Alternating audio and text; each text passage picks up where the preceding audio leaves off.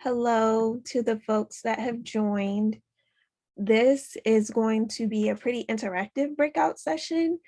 So my only request of folks is to put your screens on if you have the ability to, and also to feel free to unmute yourself to engage or answer questions, and we can have a good time during these 45 minutes. And I will give it one more minute and then I'll get started.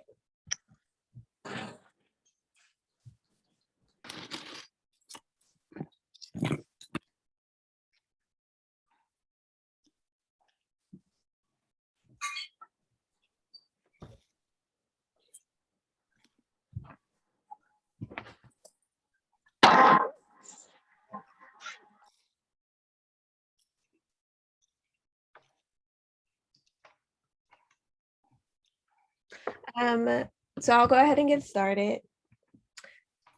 For folks that may have not met me before, my name is Mari Martin, and I am the Community Engagement Manager for the Black, Indigenous, and People of Color community within BeLab. So I work for BeLab US Canada.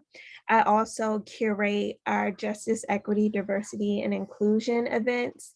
I also curate educational opportunities related to anti-racism and JEDI for both our internal team as well as a broader B Corp community.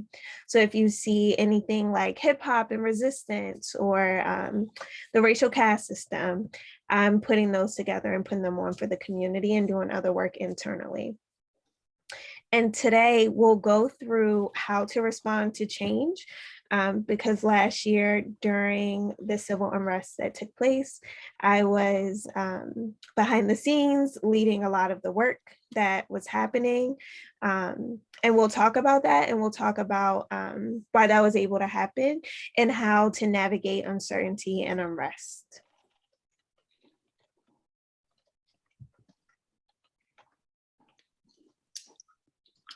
To start, this is a brave space. So I want to ground set, and anti-racism work takes bravery for the leaders that dedicate their lives work to calling in the truth, dismantling oppressive systems, and fighting for social justice.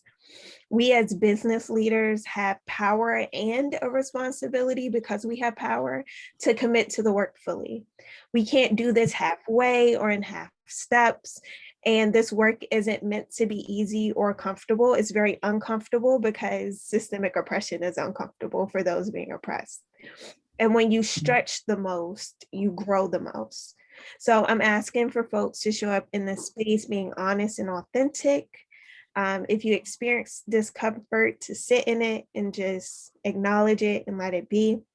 To bring all your identities into the space. To commit fully to doing the work and fully commit into being in this breakout session for these 45 minutes, and to let go of perfectionism, because perfection doesn't exist. It's a fallacy. So last year in May of 2020, on May 25th, the world took a collective pause as we witnessed the murder of father, brother, friend, George Floyd at the hand of Minneapolis police officers. And this murder sparked mass Black Lives Matter protests across the globe and sparked an unprecedented commitment to anti-racism from companies across the country. It was the first time we saw anything like this happen, where companies all at once said, we want to work on this together.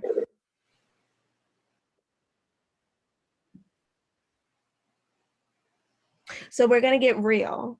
We're going to engage deeply with one another, and we're going to break out into groups or into pairs. So folks will go into breakout rooms for 5 minutes, and the 2 questions you'll be answering with your partner is, how did you feel as a person, as a human?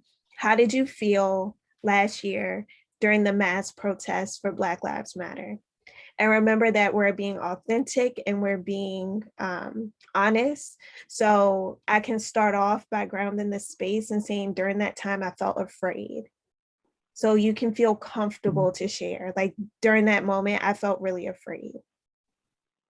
And number two is, what did you know about anti-racism or Black Lives Matter before that moment? We're gonna break out and I'll set the timer for 5 minutes.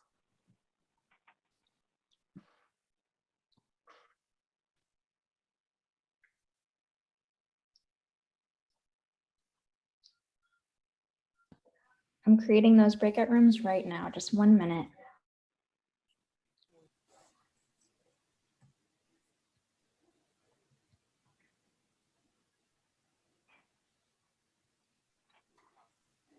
And if you haven't yet, I encourage folks to turn their screens on so when you're in the breakout rooms, people can see your faces and see who they're getting to know and discussing things with.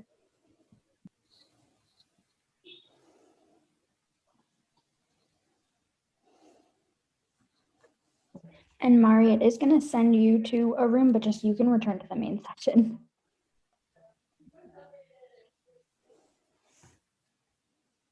Okay, they should be open for folks.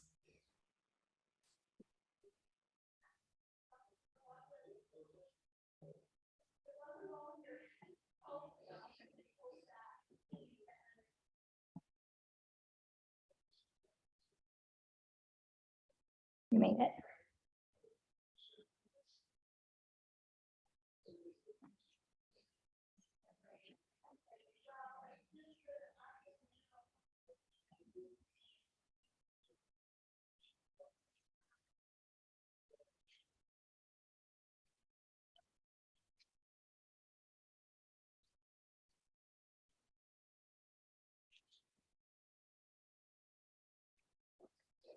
Thank you. I forgot to say that.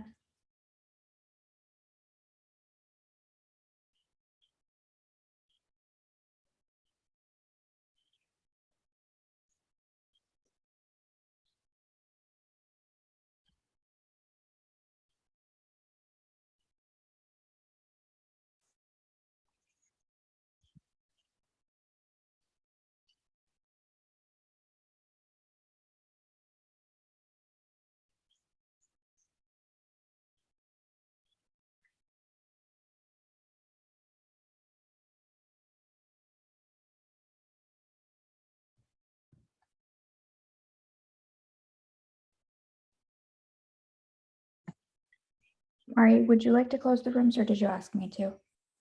Do you mind doing it? I don't mind doing it either.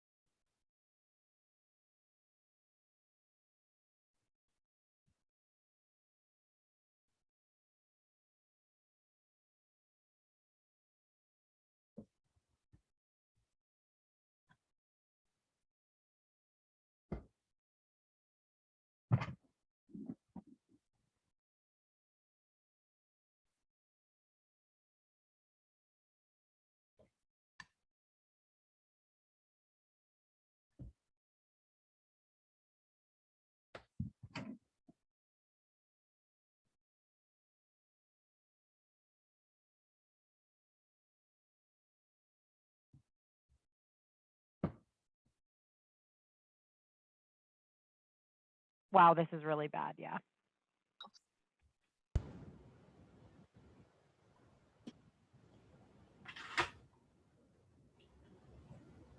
Oh. There we go. Welcome back, everyone. I would like everyone to just sit with what you discuss with your partner in the breakout rooms. You can kind of put it to the side for the moment, and we're gonna go more into some common responses from companies during that time. So during May and the summer of 2020, Black folks and Black communities saw many companies responding in various ways to Black Lives Matter, as well as to anti-racism. And some responses built more trust and rapport with Black communities, while others' responses created more skepticism. I wanted to ask the group, and you can feel free to unmute yourself if you have an answer and raise your hand. What do you think the 3 common responses from companies last summer were?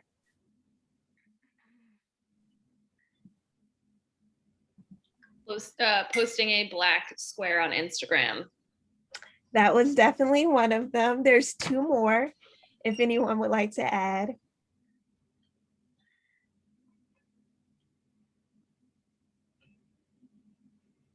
Perhaps it's something your company did. I know mine did. A lot of companies, and mine included, took the initiative to make a public statement that Black Lives Matter, and actually began a conversation internally and developed a team, a cross-functional and ethnically diverse team to have a wider conversation in the company. Mm-hmm. That's definitely one of them, making statements. And then there's one more thing, and if folks can't get it, that's okay. Donating to organizations. Mm-hmm. Yeah. So last summer, the 3 common things that companies did was releasing a statement saying that we stand with Black Lives Matter, or we're committing to anti-racism. Companies also made financial commitments to either specific organizations or to donate back to specific communities. And then the last thing folks did was post on social media. And it was mentioned like the Black square was something very common that folks shared out. But we see now a year later that a lot of those companies that made blanket statements a year ago, or that posted on social media or made commitments to give to specific communities, are being asked to prove it, or are being asked to actually show what they've done since. I have a few articles from MarketWatch and New York Times. And with this headline, it says companies declared Black Lives Matter last year, and now they're being asked to prove it. From the New York Times, and an article that was done 1 year later after the murder of George Floyd, this article said that there are many institutions fighting and confronting structural racism. And there are many companies coming out, like the National Football League, that were apologizing for past behaviors, or NASCAR, and other companies like McDonald's and Amazon saying, we pledge to hire more diverse workforces. But later on in that same article, it said it's still unclear how much actually changed and how much corporate response was actually public relations. And that's felt by our consumers and by the public as well, uncertainty about what's real and what has been public relations. And this is from CNBC. Tech companies that made big pledges to fight racism last year, they have a 1-year update that's in the media. So in this article, it goes through each of those tech companies, what they committed to doing and what they've done since. So companies are being held accountable. They're being held accountable for the commitments and actions that they announced publicly, both last summer and since then, by news and media outlets that are calling it out, by social justice advocates and leaders, and by consumers, and our consumers that are watching us and want to see companies lead and actually commit to the things that they say they commit to, especially Black and Brown communities. So there are three different ways you can tell that those companies that were making a statement, some may have been true, but some may have been PR. And the way it shows that it's PR is if the statement was inauthentic or robotic, if the commitment to giving certain money or providing a certain amount of donation to actual communities didn't have follow through, and if the social media wasn't consistent. So a Black square was posted, but then for the rest of the 365 days after, nothing happened. When those things are done by companies, is actually social justice washing. Words without the action are just PR, but the action behind the statements is what really makes the difference. So uncertainty and unrest is really uncomfortable. And I mentioned that during that summer, I felt afraid, and I was afraid for Black communities during that time. So how we feel and what we think as people and as individuals reflects in how we show up as business leaders and respond during unrest and uncertainty. There's added pressure as business leaders, especially with us being in the B Corp community, especially with me working at BeLab and for BeLab, to take immediate action, because we're supposed to be better than the other companies, right? We're the best of the best. So there's pressure there. But sometimes immediate action can be more harmful than it is helpful when it's not done correctly.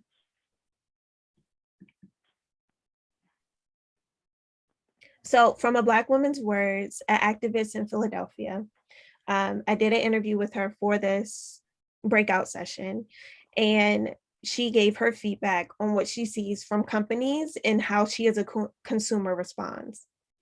And she said, we Black folks are not martyrs. George Floyd wasn't a martyr, he was a victim. He didn't give his life for this movement, he was murdered, and we stepped up as a community and demanded justice. When I see companies speak about anti-racism, it makes me think they just want to gain the Black dollar. They don't really care.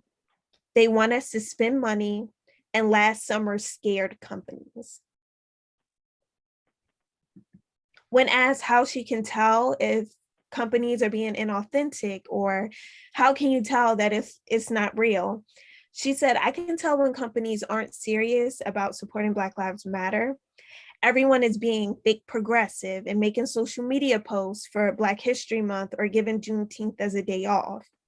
What else are you doing during the year? What are you doing for your Black employees?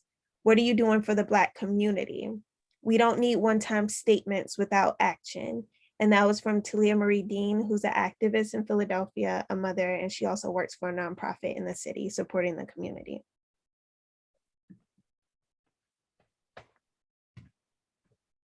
So if we go back to BeLab in the summer of 2020, BeLab did two things during this time, and one of them are the things that showed up as common responses. So Anthea Kelsick, who was our then CEO of BeLab US Can, released a statement reflecting on the disproportionate effects of COVID-19 on the Black community and the murder of Black people in the US. At the same time, me, Marielle Martin, I met with then CEO, co-CEO Anthea Kelsick and another leadership member and pitched the idea of the anti-racist resource portal that was sent last summer. And that became one of our most popular resources. I put together the resources from folks that I knew. I gathered it all. I worked with the marketing team and it launched. But we didn't stop what we were doing there. We didn't stop working with just the anti-racist resource portal or with that statement from Anthea. And if that would have been what we have done, we would have been social justice washing during that time as well. But instead, BeLab since then launched our theory of change that centered racial justice as one of our 3 pillars of change. We started the hiring process for a racial equity team, including me as a community engagement manager for the Black, Indigenous, and people of color community within our ecosystem, a racial equity director, and a racial equity manager. BeLab's white male CEO, Ben Anderson, has stepped down, and a man of color will be stepping up in this summer with a commitment and a history of leading in social justice. Our community team has hired a director leading in racial equity work. We've also hired a chief of staff that's a Black woman. Our BD team has diversified their team, our business development team, as well as our Marcom team. and teams throughout, not just leadership. We did the things like making Juneteenth a holiday for staff, but we also have begun partnering with other organizations to increase our impact, like Talent Rewire and Take Your Seat. And in 2022, we'll be moving on our bold ambitions towards racial equity. And all of these are examples of making a commitment and then hiring the staff and the people that are able to enact it.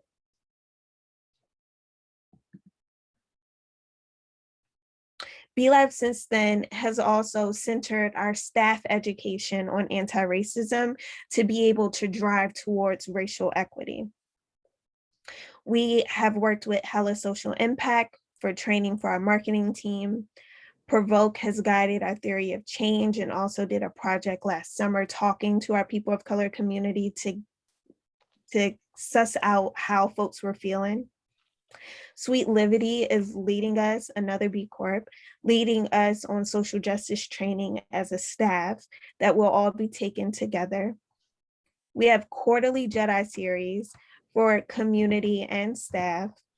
And we also read How to Be an Anti-Racist by Dr. Ibram X. Kendi together last summer, and then followed up with that with being led by Alonda Williams, who's the diversity director for our global team, and having discussions in small groups about this work and about what it meant to be anti-racist.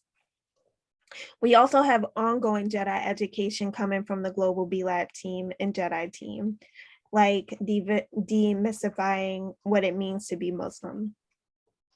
And we pay all of our consultants and give funding to our community for their expertise wherever possible.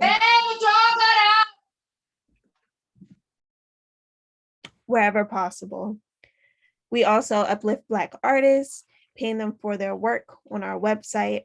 And we put our funding into the community and into people of color communities.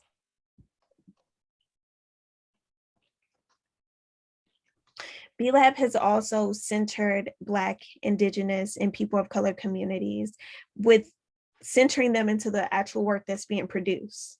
So we have a level program from the business development team that helps Black organizations and Black companies go through the certification pipeline, but have support along the way and have an easier journey.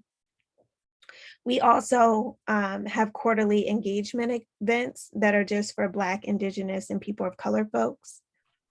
We have private Slack channels, opportunities that come up that are just for the BIPOC community, an ongoing network development strategy that's taken place, a newsletter that is for the Black, Indigenous, and people of color community, and a website that will be launching at the end of the summer that I'm spearheading.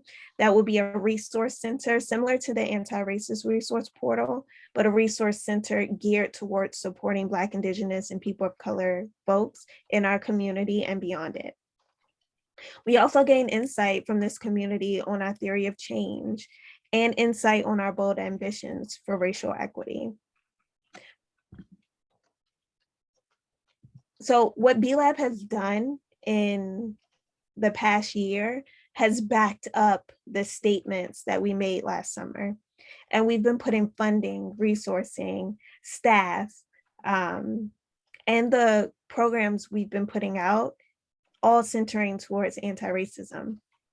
So I wanted to pause right here and give folks the opportunity to ask questions, to share about their companies if they would like to, and then we'll kind of wrap up this session.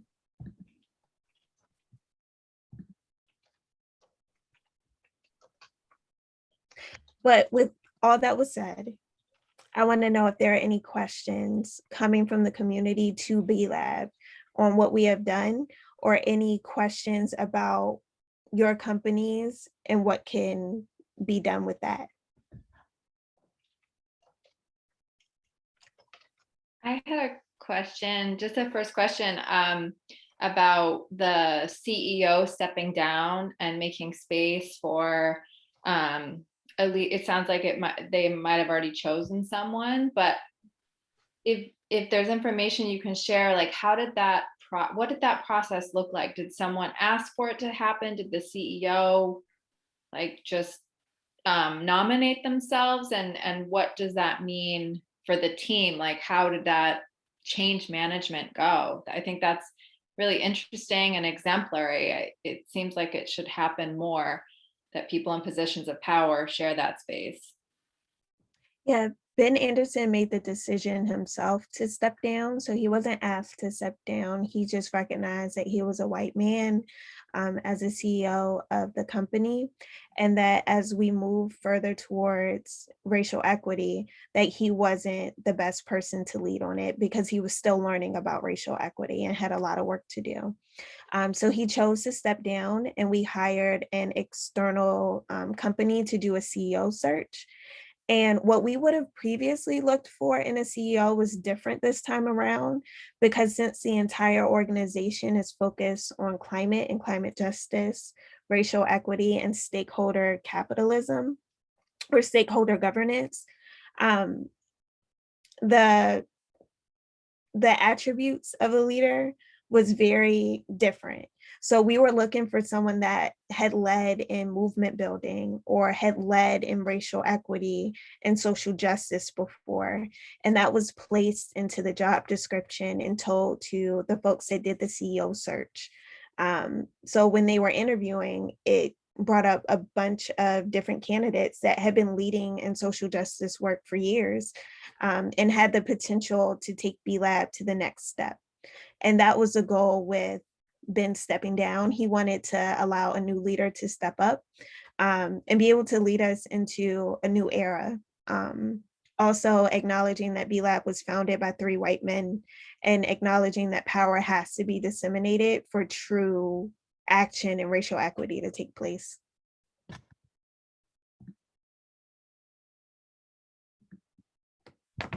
Thank you. Mhm.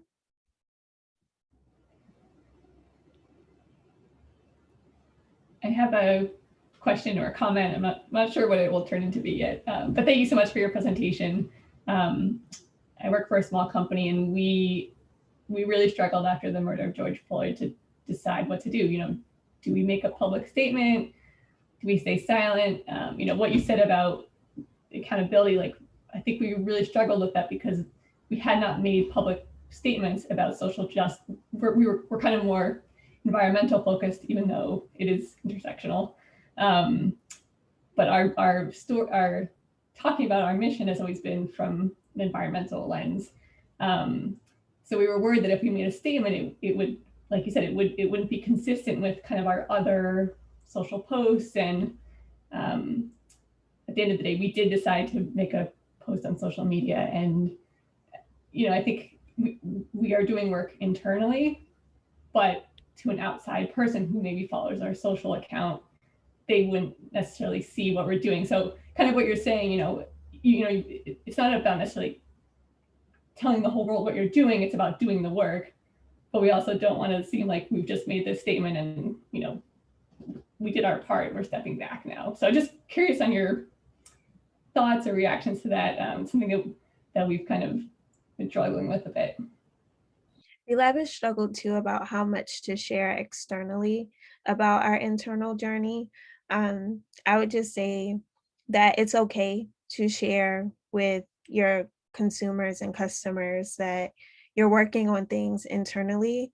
I think it also builds more trust with your consumers and with potential consumers, because people aren't looking for perfectionism. They're just looking for effort, and to be really committed to what you're saying you're committed to. And it's hard for people to be able to tell if it's not being posted or talked about. And then it doesn't really have to be like a PR campaign of like, this is all the things we're doing, but put in there to say like, we made this commitment and we're sticking to it. And it's okay also to not know during those uncertain moments what to say, or should I say something. I'm gonna finish up the presentation in a little bit about what questions to ask before you respond, but it's really about what commitment are you willing to make afterwards, and are you willing to be consistent? Because the reality is that there are communities that are suffering, and that when they hear I'm committed to anti-racism, they're depending on that commitment and they want to see that commitment, and not following through, it lets them down, and it continues to perpetuate systemic racism and suffering.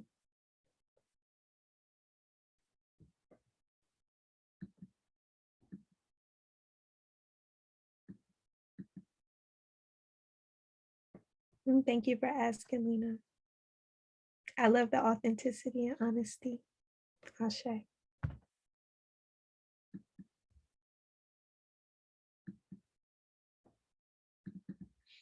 I would also like to ask a question to the group, which is, I would like to learn more about how folks felt last summer personally, and what they knew about anti-racism, and then possibly how their companies responded, if people feel compelled to share.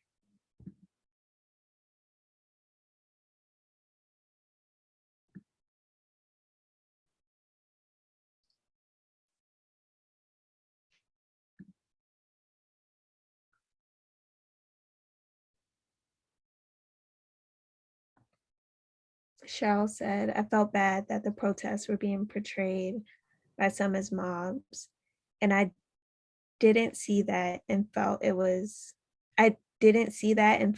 terribly unfair.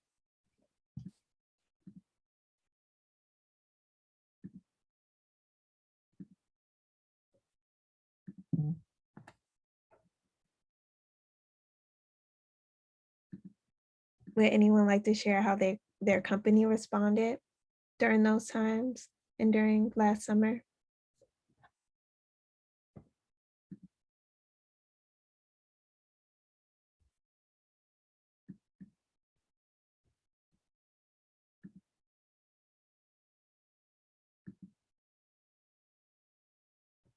All right, well, if not, I can close out this breakout session.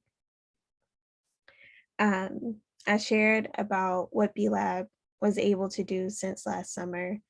I also want to acknowledge that because BeLab had Anthea Kelsick as co-CEO and had me on staff, when a lot of our staff members weren't sure what to do, we were able to step up for our organization. And since then, we've been doing really hard work so that our whole staff is educated on anti-racism. And though we are not perfect, we are moving closer and closer to being really good at it. BeLab has been working really hard. And in the future, when we're looking at uncertainty and unrest, and we're looking at different moments that may ask us to respond, these are 3 things to ask yourself and what we ask ourselves. So, do we as a company care about this issue? And is this an issue we want to commit time to? Is this an issue we are already passionate about? And a part of our theory of change in the 3 pillars that we're focusing on is there's a lot of things you can work on as a company, but we had to be very specific on what we have the capacity to do. And then those bold ambitions help guide where exactly we want to go with each thing. And those help you figure out, would responding right now be authentic? Is it actually something you care about? 2 is, can we make a financial commitment? What would it look like for this to be baked into our long-term strategy? And do we need to hire a team to do this work? If we don't have the team or we don't have the capacity, who can we partner with to help get the work done? And the overall question is, can we actually execute this commitment? And then 3, are we social justice washing by posting this? Does this post help the community we're looking to stand with, or is it helping us as a company? And is this post tied to any action that will happen afterwards? And the overall question for that is, should we post?